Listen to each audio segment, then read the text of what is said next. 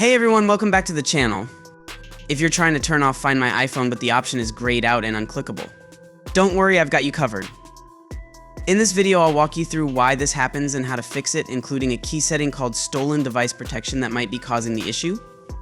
So let's dive in. The main reason preventing changes to Find My iPhone is Stolen Device Protection. Here's how to turn it off. First, open the Settings app on your iPhone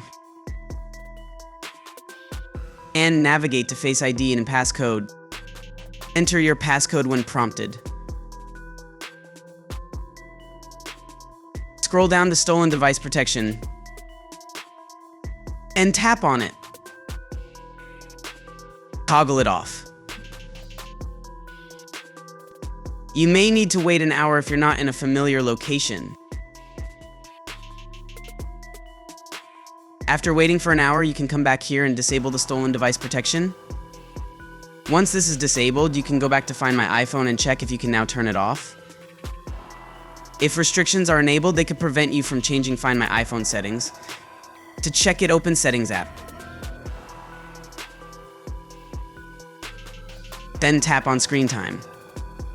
Select Content and Privacy Restrictions and toggle it off.